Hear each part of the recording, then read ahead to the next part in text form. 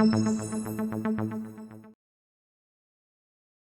right, welcome to this week's edition of the Rock and Roll Ghost podcast. This week we have filmmaker Nicholas Martin, whose new film Golda is in theaters now, about the life of Golda Meir, starring Helen Mirren. Nicholas, welcome to the show. How are you today? I'm very well. It's good to be here. Thanks for having me. No, thank you as well. Let's start right with the film. What drove you to want to write about Golda?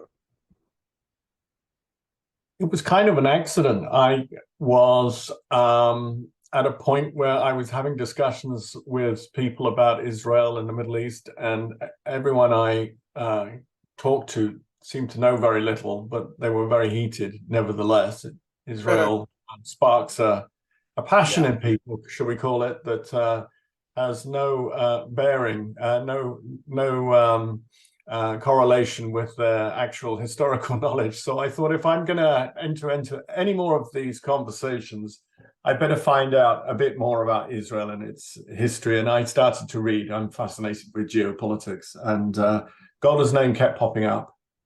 And I started to remember her from my own childhood. I was 10 when the Yom Kippur War broke out. And I had just finished on Florence Foster Jenkins back in 2016. And I suddenly thought, well, I better find myself another job and find something to do. And these two things came together. But it was great, because I thought, hang on, this is really interesting. This woman's great. I'd written about an elderly sick woman before. That'd gone pretty well. So I thought, here we go. This is what I'm going to do. And then a mere 7 years later, here we are. Well, I think it's fascinating because we haven't really seen too many film interpretations of Golda. The one that sticks out the most in my mind is Spielberg's Munich, which I personally think is close, at least top three of his films. And I think the depiction in that film is really fascinating, considering the time, considering when she was, in charge of Israel. There weren't many female leaders. What about that specifically got into your actual writing or research? You mean what are you asking? How did that influence how you approached writing about her? The Munich movie, or no. I'm sorry. Her being. I just mentioned that as an aside. My apologies. Okay. No, her being a leader, a female leader at a time when that wasn't normal. Well, she was the fourth female leader in the world. There was Indira Gandhi, I think, right. Eva Peron. I can't remember who the other one was. So, but she was, I suppose, the first female leader of a modern Western nation. Correct. And she was a titan. She really did dominate the political scene of the early 70s, and it was a tumultuous period in Israeli life. There had been the massacre at the Munich Olympics that you have mentioned, and she, with the head of Mossad at the time, Zvi Zamir, decided that they would hunt down and kill the PLO terrorists that had carried out the massacre. Mm-hmm. And that's the basis of... So this movie just takes place a year after the Munich movie. So it's part of that continuum, and we have several characters who pop up in both movies. There's Golda and Zvi Zamir, the head of Mossad, and one of the most incredible things about making this film was I got to meet Zamir twice. Oh wow! He was 94 when I first met him, and I just couldn't believe it. I'd been about a year working on the research at that point, and then one of Golda's grandsons, I think they'd got to know me, they started to trust me, and then one day he just said, "Oh, would you like to meet Zvika?" And I said, "What, the former head of Mossad?" "Yeah, Zvika's willing to meet you." And I said, "Well, you can't meet the head of Mossad. That doesn't happen." He said, "Oh no, he just lives up the road, and I give him a call, and you just go up the road." And I went up the road, and I pressed the buzzer on his apartment building, and his old voice says, "Yes." I said, "Hello, it's Nicholas Martin. Come up to the 5th floor." And I just thinking, "Oh God." So I went up, came out of the lift, the elevator, and there's this guy standing there in a dressing gown. He was just recovering from shingles, and Oh, he wow. said, "Come inside, Nicholas." And we went in, I sat down, and he said, "So we'll start with drinking a glass of vodka." And this is 10 in the morning. And I thought, I was thinking, the last thing I want to do is drink a glass of vodka at this time of the morning. But, the head of Mossad, you don't really say no, do you? Yeah, So I no, said, no, "Oh, a 94-year-old man with his credentials. You're in his home. You drink the vodka. whatever you say, General." So we drank the vodka, and he said, he started off by talking about Munich, actually, and I asked him about the movie, and he told me the story of how he witnessed this the murder of the athletes, and what he then went off to do about it. And he talked Yeah. about his conversations with Golda, and then we moved on to the Yom Kippur War, where he played such an extraordinary part. Right. What else did you take away from that meeting? I mean, what else were you what else were you asking him about? Well, so the crucial role that Samir played in the Yom Kippur War is he gave the warning that the war was coming, and there was this tremendous divide in the Israeli high command, with military intelligence, which is the army intelligence on one side, was saying there's no war coming. We're listening to the Egyptians. They're never going to attack us after the kicking we gave them during the 6-Day War, which was 6 years earlier. And Zamir had a spy in Egypt, a guy called Ashraf Marwan. And Marwan was at the top table in Cairo. He was Nasser's son-in-law, so he was part of the highest echelon of Egyptian life. But he was a traitor, and he was a traitor because he was very bitter, because people laughed at him in Cairo. They thought he was an idiot. So he took his revenge by informing the Israelis. And Zamir got to know him very well, and they would meet in London. And he would pass on incredibly detailed information about the Egyptians, their preparations for war, etc., etc. And a day before the war broke out, Zamir got a message from Marwan saying, "Meet me in London." So he flew to London, and the Mossad at the time had this safe house, an apartment in Mayfair, very posh apartment. And they wanted to show Marwan that they took him seriously, even if his colleagues did, and they treated him like a sheikh. So they stocked this apartment with his favorite whiskey, and every time he turned up, so Marwan would pretend that he was doing this for money, because he didn't want to admit that he was doing it out of sheer bitterness, because it looks so pathetic. So they'd hand him a suitcase with some money in it and say, and he'd pretend that he needed the money for whatever reason. And then he'd sit and spill the beans. And he said on the 5th of October, which is the day before the war started, he said, why aren't you preparing for war? It's coming.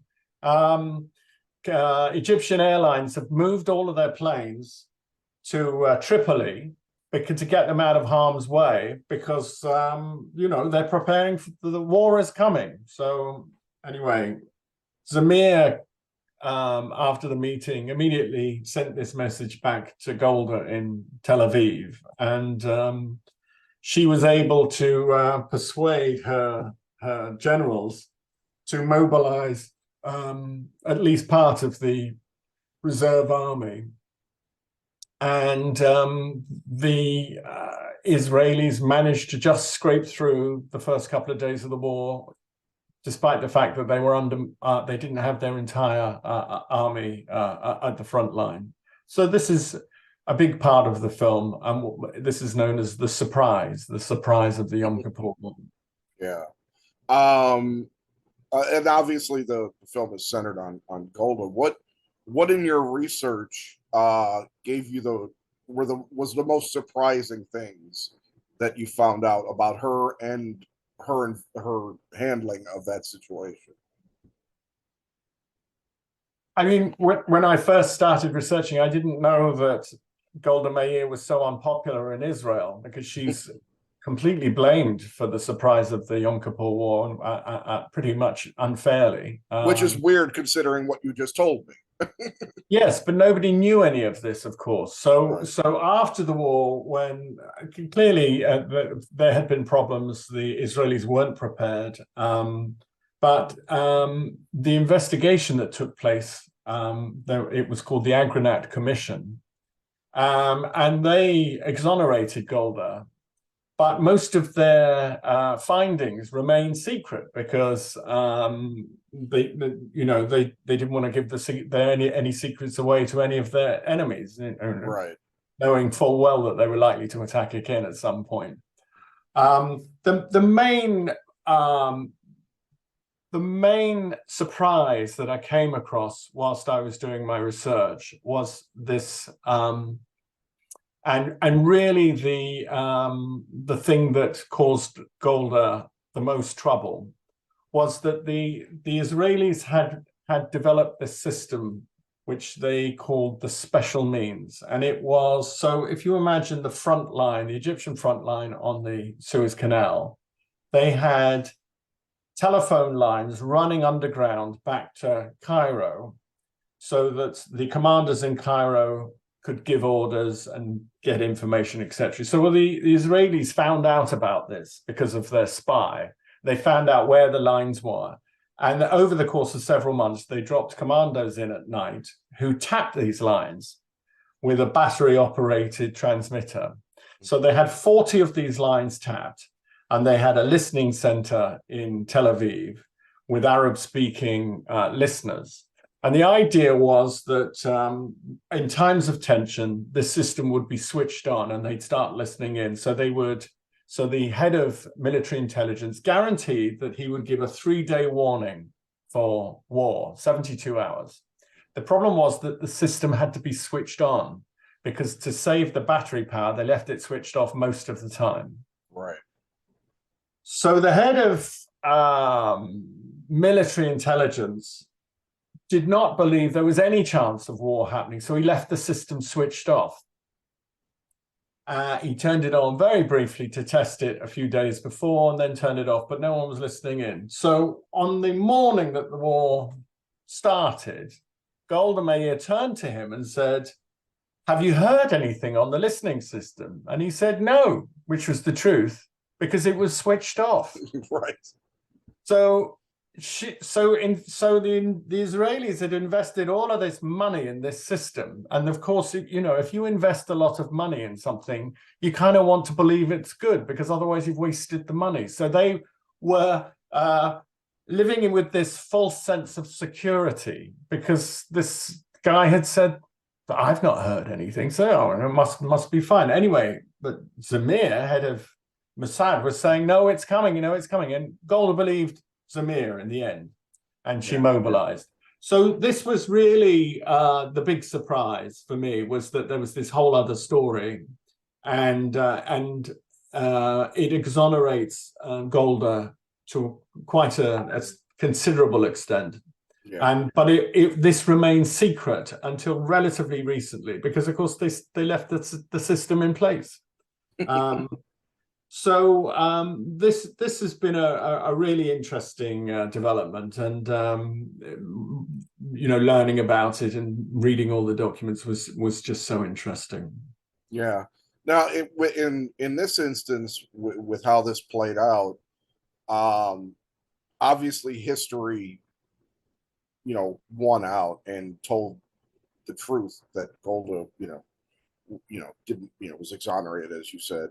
Um, that happens both ways. We learn in the moment is always kind of hard to see the full picture, but history seems to be able to eventually tell us the reality of things.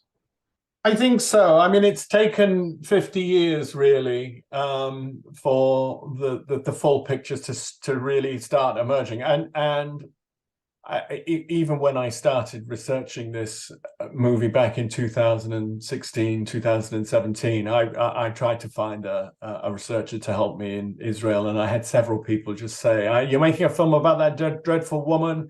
I'm not helping you," So it's still her name remains tarnished, but I think this film is making a big difference. I've not had anyone.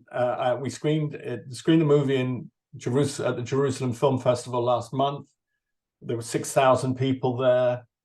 They sat in silence during the movie, and there was a very, very warm reception. I'm sure that many of them were intelligence people, soldiers, and the rest of it. I had no one come up to me and say, "You've told a whole pile of lies," etc. Right. And I just the last few days I've heard very encouraging things. So a very senior member of the current Israeli intelligence service saw the movie, I'm told, and instructed his entire department to go and see it. That was 3,000 people. Wow.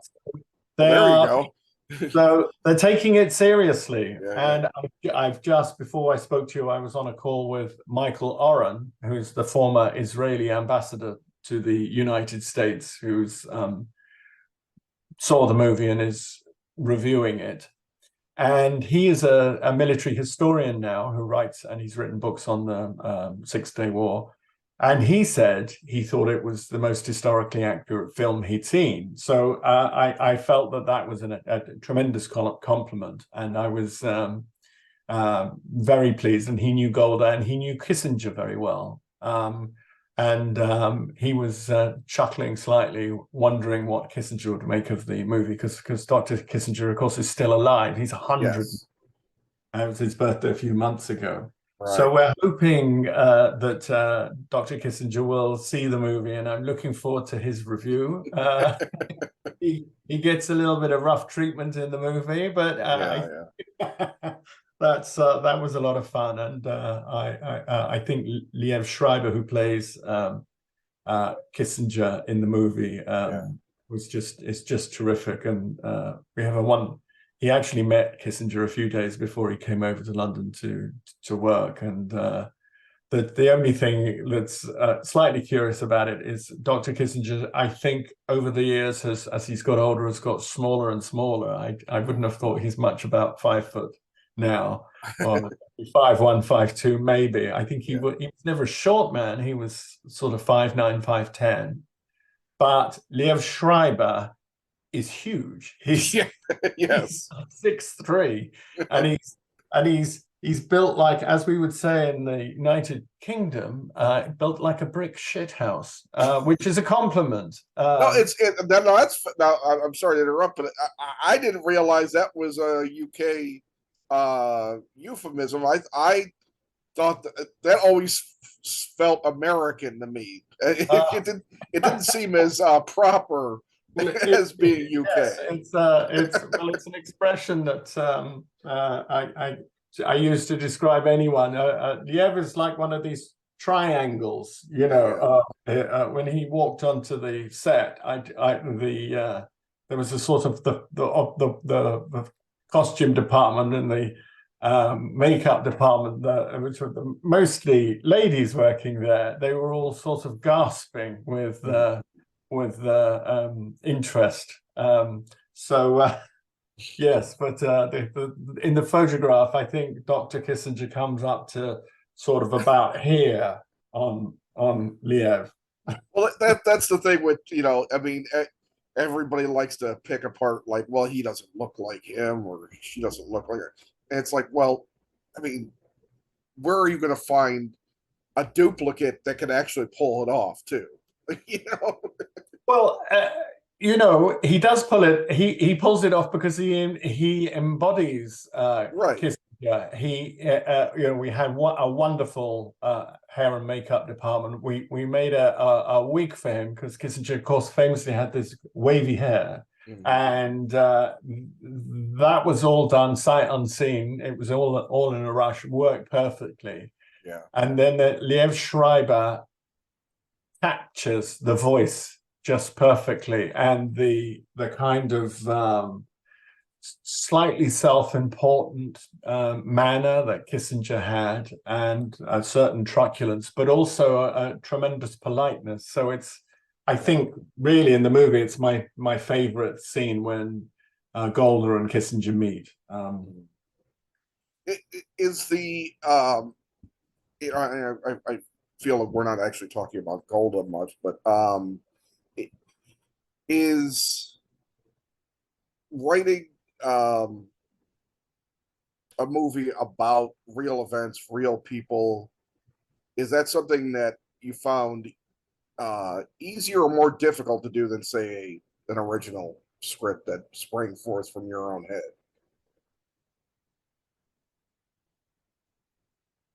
I just find that stories taken from real life are always going to be more interesting than anything I could possibly make up. I mean, you just couldn't make up the story of Golda. If you did, people would just think it was absurd.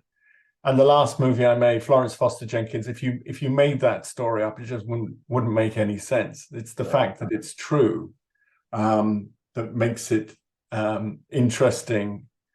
And of course, there is a real audience for true life stories, and I really enjoy the research. I mean, I really enjoy going out trying to find the story. I did some journalism many years ago, and I always enjoyed going off and interviewing people. And the research process on Golda was very lengthy and very intense. I don't know how many people I spoke to, but I would have thought at least 30 or 40. And I tried to meet everyone that was in the room with her during the Yom Kippur War. There were still a few people alive. So I just find that I can't imagine that I will now try to. I have some fictional scripts, but I sort of now ended up in a bit of a niche where I'm working on these true life stories, and that's fine because there's no shortage of great stories to tell. And the question is whether they can be made into a shape that's marketable, that you can find a star that wants to play the role, and whether the audience are going to be interested. I mean, some of the things I'm interested in, I think there's probably the audience aren't. But I thought with Golda that she's an iconic character. I thought that there was a good chance Helen Mirren would want to play her, and I thought that it's quite a controversial subject. And it's had a great shape. It's a thriller, and it's unusual because it's a thriller in which this elderly woman is the central character. So I thought this is really good. This is very me. Well, you mentioned Helen Mirren. Was she somebody in your head that I know as a writer, it's I've written some things myself. You do the thing where you envision who could play this role, that role. Yes. But was she? When was she like central in your head that you thought, well, she could probably really pull it off? Well, from the very start, when I had my initial conversations with my producing partner, Michael Kuhn, we both agreed that because it's about Israel, it was always going to be a hard film to finance, and that proved true to a certain extent. And I said, look, whoever works on this film, they're going to have to at least have an open mind. If anyone that's coming to Israel with, a very prejudiced view, they're just not going to even read the script, and it's a waste of time. We knew that Helen had worked on a kibbutz in the late 60s, and she'd attended the Jerusalem Film Festival a few years before. She was and had said positive things about Israel and indeed about the Jewish people generally. So that was a huge tick. And of course, she's just a wonderful actress who really enjoys playing iconic characters. So, from the very start, there were lots of very good reasons to go to Helen. And, the way you get movies made is you've got to get a big star to say, I want to do this. And if they do, all those people that have been saying, no, this is a terrible idea, suddenly they're, I always liked it. When I said it was a terrible idea, what I meant was, etc. And so it was. When I met all of Golda's grandsons in Tel Aviv, and Gideon, who she was very, very close to, we met up and had this very boozy lunch, and by about 5 o'clock we'd been through several bottles and were both absolutely plastered by that stage. And he was, and I'll tell you about my grandma, it was just great. And as I was leaving, he just grabbed me and said, I want Helen Mirren. Helen Mirren's the only one, So I said, okay, fine, well, no trouble, I'll just get her, don't worry. And Unfortunately, she said yes. So we were away. Well, I was actually gonna avoid the question with the controversy about Helen Mirren playing Golda because she's not in fact Jewish, and then we've also had the controversy come up about the Bradley Cooper film about Leonard Bernstein, Bernstein. I feel like I'm getting the name wrong. But in both cases, family members approved the casting. So I think that's fascinating. Well, I think it's significant. I do. I mean, my view is I would never tell anyone what they can and cannot do. If it's within the law, I would never say to another writer or an actor, you can't write about this. You can't play this character. Right. Who am I to say, what other people should do? Freedom of expression is the cornerstone of a free society, of a democratic society. So I find it extraordinary that people are criticizing in the way that they are. Now, the other strong feeling I have is, well, Helen played Golda. I think she did an incredible job. It worked. Now, if it hadn't worked, then it would be different. So you could then possibly say it didn't work because she didn't fully embody a Jewish woman. Or at least the spirit of Golda. Right, but it did work. So that argument falls away. Well, that's modern society. And the problem is I found is that when, especially with social media, if you read one thing, then your feed, because of these algorithms, and this is part of a problem in our culture, is that the negativity keeps feeding itself because of one simple view. I think that's true, and I think it's this is a very hot button story for journalists. Of course, it's so much easier to say, "Oh, look, isn't this terrible? She shouldn't have done that." You just get someone voices their anger or their dissent, and suddenly it's a story. Well, it's not really the story, and the story is about this woman who was elderly and led a country during the war. So I mean, I have if people want to criticize, absolutely fine. I would say go and see the film.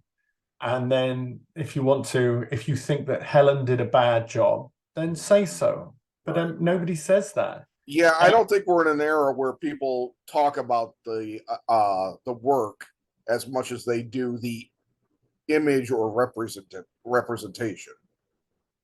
I think that's true. I think, I mean, I had this is it goes to your point about social media. So I have I sometimes go to the Cannes Film Festival. I didn't go this year, but one of my friends went, and she said, there were, the new thing is just influencers dressing up, going up the red carpet, getting photographed. Right. And then they go out the back door. They don't go and see the movie. This is at a movie premiere. So she went into a couple of films.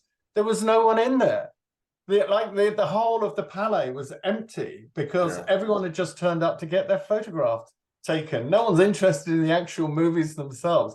And I just thought, this is the end of days. No, it's a very weird time. I'm not sure what age you are, but I'm 52, and I'm a lot older than you. I can. Oh, you don't look very much older. That's why I didn't want to guess because I wasn't sure, but yeah, it's just it's a weird thing to view as a person of my age, and I try not to be that older person because I technically at this point I am old. Uh, I don't want to be that old person saying you kids, but damn it, if you kids don't figure out how to do things better. All I ever say now is, you kids, you have no idea. You have no idea how good you've got it. Yeah, no, for sure. That's very helpful. That really makes a lot of difference. I can tell you. Go ahead. My sons say, "You're right, Dad. You're absolutely right. I'm going to change." Yeah, well, that's cool. I think the amazing thing too is that this film comes out in a time where all of these issues are still prominent, and Israel has obviously changed. They've become even fiercer, I think, as a country and as a government, maybe more so as a government than just a country, about not letting themselves, take anything from anyone and being proactive instead of reactive. And go ahead. No, go ahead. No, you're absolutely right. The Yom Kippur War was an absolutely pivotal moment for Israel and for the world, and it was pivotal for Israel because the Israelis realized for the first time that they couldn't truly rely upon the United States to bail them out, and it took all of Golda's diplomatic skill and guile and bullying to persuade Henry Kissinger to help. And when the help came, it was quite late. So they really felt, we need to develop our own arms industry. We need to be completely independent, and we can't rely upon the United States anymore. It was also the end of the era of the kibbutznik era, when the left had run Israel from 1947, 1948, all the way through to 1973. There'd been Labour governments, and they were the socialists that built Israel. They were the pioneers that turned up, bought sand and rock, and turned this country into a giant farm. And they did it through this communal Zionist project. But there was a new wave of more right-wing, the Likud party, very much more of a party for the Middle Eastern Jews, the Mizrahi Jews, rather than Golda's lot, who were European Ashkenazi Jews. And there was this change that took place within the country, and they became a brasher, tougher, perhaps less forgiving nation in some respects. But it led also this sudden realization that they needed to develop their own technology, They developed their own tank, for instance, and started the whole drone and missile business. But then that branched off into tech, and so many of the apps that we use today, an iPhone wouldn't work without Israeli tech. WhatsApp, all of these technological developments really sprung from this movement away from dependence. And in terms of the world itself, the United States paid an enormous price for eventually supporting Israel. Oil went from $4 a barrel to $12 a barrel. Your more senior viewers will remember there being no gas at the gas stations and fights breaking out as people were desperate. Yeah. I have a tiny memory of that time, because I was like 4 or 5. So yes, well, my memory, I can date this very, very clearly in my mind, because despite the British sucking up to the Saudi Arabians and passing them information and generally saying it's nothing to do with us, we hate Israel as much as you do, just keep sending the oil, keep sending the oil. Yeah. They cut us off as well. We also had this terrible strike taking place with our coal miners. So I spent the winter of 1974 as a 10-year-old sitting around candles, eating cold baked beans, and with a blanket wrapped around my shoulders, because there was no gas, there was no electricity, and we ended up, and it was a big moment for the world when our relationship with the Middle East changed, the power balance shifted, and it led in the United Kingdom. It was such a catastrophe for us, and we'd been an empire, the biggest empire the world has ever known, only 30 years before. Right. And there we are, all sitting freezing with no oil, no coal. Yeah. And there was a sense that something had to change. And what happened was we elected Margaret Thatcher a few years later. Yeah. And boy, oh boy, she changed everything. Well, that's the fascinating, the timing of Margaret Thatcher and Reagan for us is a fascinating. I think that's a movie in itself, is the juxtaposition of the fact that these two extremely, for that time, yes, well, both absolutely fascinating characters. And though Golda was a socialist and Margaret Thatcher was monetarist,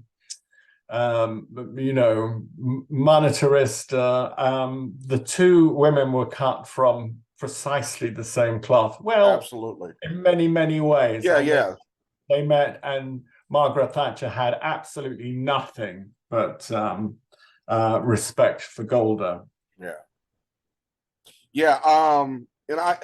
as an aside, I was able to, when I was 10 years old, visit England with my grandparents. My grandfather had fought in the Second World War and knew people there, so him and my grandmother, thank you, in heaven to them, took me along with them to a trip when I was 10, and to be able to, that's the only time I've been outside of this country, quite frankly. So to have that still means a lot. So, and obviously the Americans and the British, we, centuries ago had our problems, but we also have a very strong, alliance now in terms of goodwill and politically.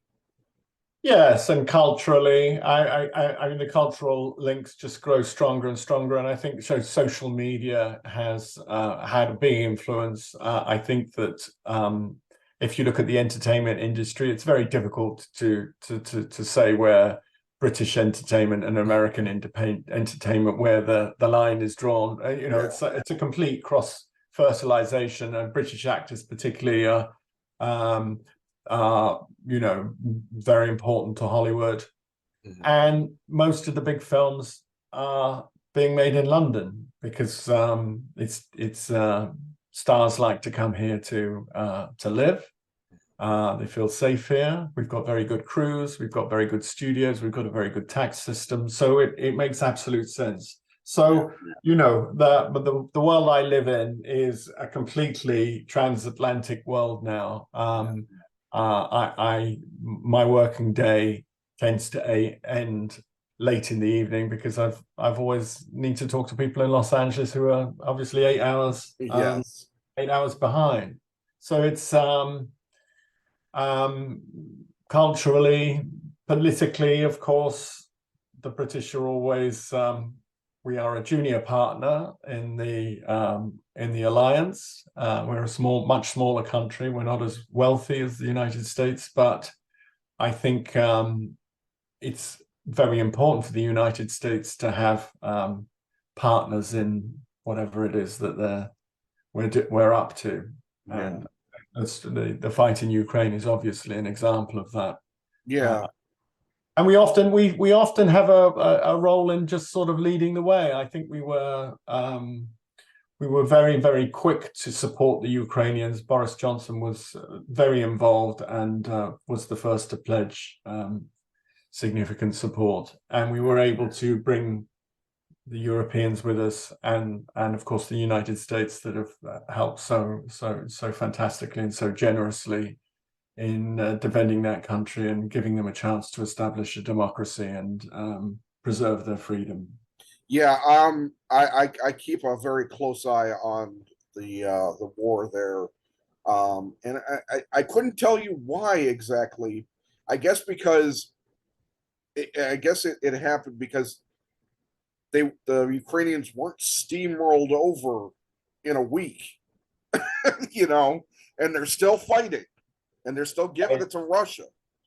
They are, and it's been extraordinary, and it is an absolutely tragic situation. The figures came out today where there's an estimation that perhaps 70,000 Ukrainians have been killed, and possibly 150,000 have been injured. I mean, these are huge numbers. They really are. And the sacrifice that they're making is extraordinary. This is ultimately Russia's attempt to dominate the East. I think that there's no question that if they had overrun Ukraine, then they would have then turned their attention to the Baltic states and Poland. So we are fighting a war to end Russia's imperial ambitions. And there are many parallels with the Yom Kippur War. And Zelensky's Jewish, and he has been quoting Golda.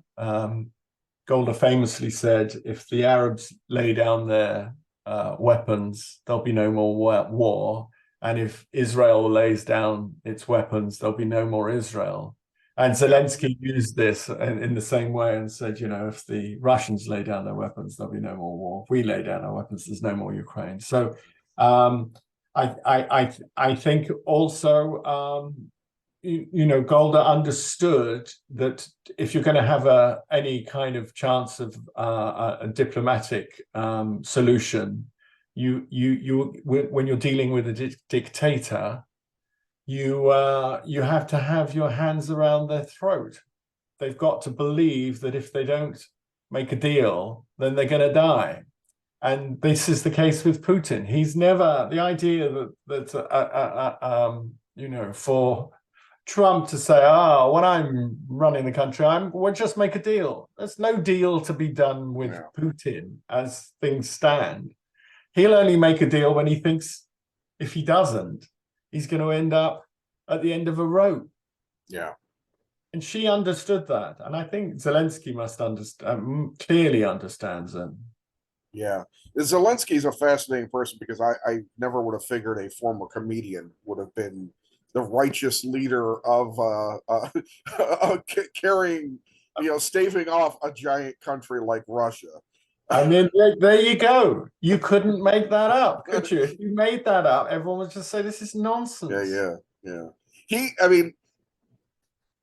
Not to get too far, but I just, in our discussion, I just think about the fact that in our country, the way things are right now, we have people in our government and running for president that are looking, or at least putting out there that they would abandon Ukraine and other people that don't really want to put any faith in Israel anymore. Well, And it's how the world changes based on current perspectives. yes. Well, none of this is new. I think that the Republican Party was isolationist before the Second World War. There was an enormous resistance to the United States getting involved, and particularly after the heavy losses in the First World War, there was a view that this was a European problem, and we should solve it. And it was, of course, only after Pearl Harbor that the United States got involved, and that was really because the Germans made the big mistake of declaring war on the United States. It wasn't the other way around, and Yeah. thank goodness they do. And Churchill went to a cabinet meeting the morning afterwards with a huge smile on his face and just said, "Gentlemen, we've won the war." Because he knew that American industrial might was the only thing that was going to stop the Germans, and he was, of course, completely right. I mean, I think it is very disappointing to see the people adopting the isolationist position, because we are living in an entirely global world now. You can't just say, "Oh, well, it's just Russia and Ukraine fighting." It's not. It's the Chinese road to Taiwan goes through Kiev. We can't just say that's this and that's that and they're not connected. Everything is connected. We're all connected in the most profound way now. Yeah. And I fear that if Ukraine fell, I don't think there's any chance of that happening now, but well, if the supply of weapons dried up, then it might happen. That is what Putin is waiting for. He's going to play the long game. He's thinking that in 2 or 3 years' time, he'll renew his push. And God forbid, he's still in power then. I mean, it's entirely possible. Yeah. But I, with regard to Israel and support for Israel, well, things are changing fast in Israel. But I don't want to get drawn into the weeds on that. No, I get you. I'm not an expert. I mean, I'm not Israeli. My knowledge really ends in about 20th of October, 1973. So I don't think it's my place to comment on the current situation. Yeah. But all I'd say is that Israel is, I believe, a fundamental part of the West, and I hope it remains that way. Yeah, and to bring it back to Golda and to what you were just saying, I think this film in particular is a pathway into modern Middle Eastern diplomacies, tensions, all of that, in the fact that it was kind of like the turning point for how Israel is now, quite frankly. I absolutely agree. And if you want to understand where we are now, you need to understand where Israel was back then. And it was a big turning point. I think Golda's greatest achievement during her life was that she was able to force a peace with Egypt. Egypt was the first Arab nation to recognize Israel, and that's what the film is really about. Yeah. When that happened, it's led to a lasting peace. So Egypt and Israel have been at peace for 50 years now, and that's a wonderful thing. And they cooperate on security together. Israel's been at peace with Jordan, which is great. Israel are still at war with Syria, which is just awful. And the Assad regime, Bashir, the son of the leader at the time in 73, has gone on to commit genocide against his own people. That country is just a tragedy. If they perhaps made some peace with Israel, and Israel could have helped them secure their borders, etc., as they've helped Jordan, when Jordan's security is entirely dependent now upon Israel. So this I would suggest this country is a force for good in the region, and I think if you accept Israel as a reality, as a nation, then good things come from that. Absolutely. And it would be wonderful if that could happen. Yeah. Well, I think it's a perfect way to end. And I know I kept you longer than it was supposed to be, but I think we kind of got wrapped up in some awesome discussions here, and I really appreciate you taking the time. And I wish you the best of luck with the film and what you're up to next. Well, that's very kind of you. It's been a pleasure to talk to you, and I hope your audience have enjoyed the talk, and we'll go and see Golda. Golda, yeah, it's in theaters now, so go check it out. Nicholas, thank you very much. You have a wonderful rest of your day. Thanks so much. Nice to talk. Bye-bye. Nice to talk to you. Bye.